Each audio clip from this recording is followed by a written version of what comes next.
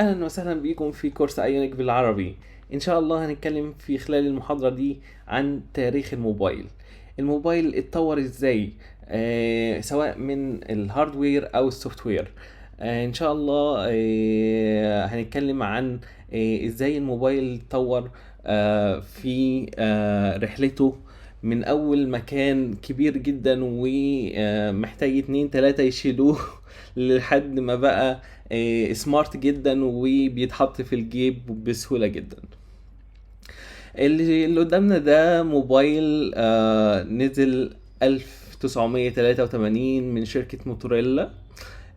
أول موبايل يعتبر أنالوج، وكان هو أول موبايل يعتبر في التاريخ.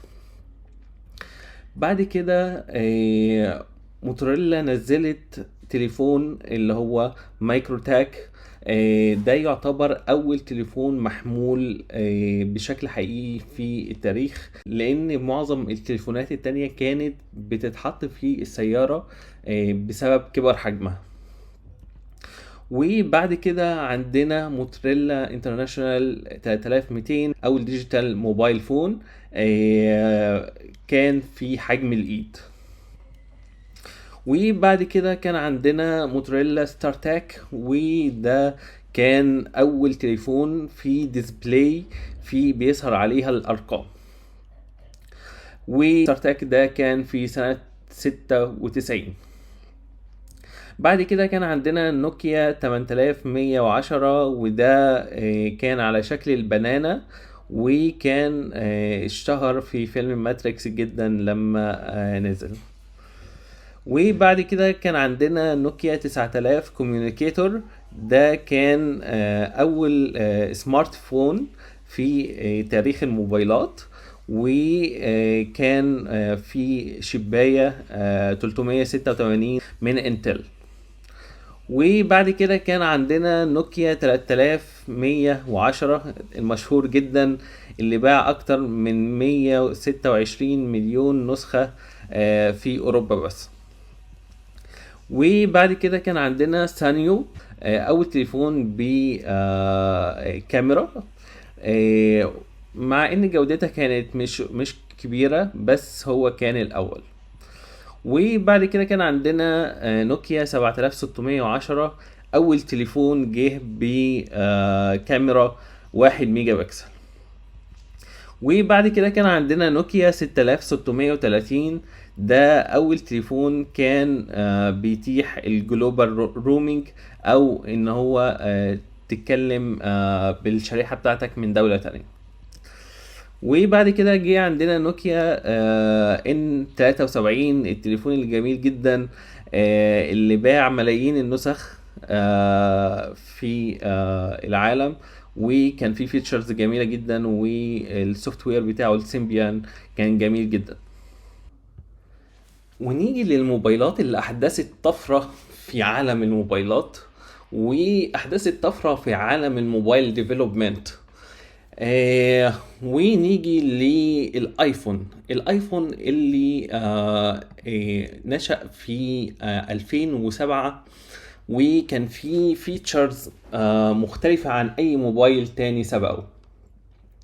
من ضمن الفيتشرز دي ان هو كان بيوفر كويرتي كيبورد، وكان بيوفر مالتي تاتش سنسور لانك تضغط على الموبايل باكتر من صباع. وكان بيوفر اب ستور اللي عليه تطبيقات كتيرة، والمطورين يقدروا يطوروا عليه بانترفيس جميلة وسهلة. كان في برضه حاجات لطيفة زي الاوتو روتيت سنسور، وكل الحاجات الجميلة زي ان هو يجنور التاتشز اللي هي غصب عنك او كده.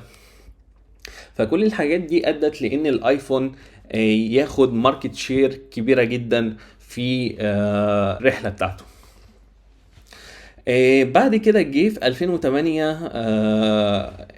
اتش تي سي دريم، اللي كان بيحمل اول اندرويد اوبريتنج سيستم، وبالتالي كان HTC دريم كان هو اول اندرويد ديفايس. فاول اندرويد ديفايس اتاح لنا لحد دلوقتي اللي احنا نعمل تطبيقات مذهله جدا بالاندرويد. وبعد كده جالنا موبايل من اتش سي برضو اسمه اتش سي تايتان. ده كان بيحمل ويندوز فون 7 او 7.5.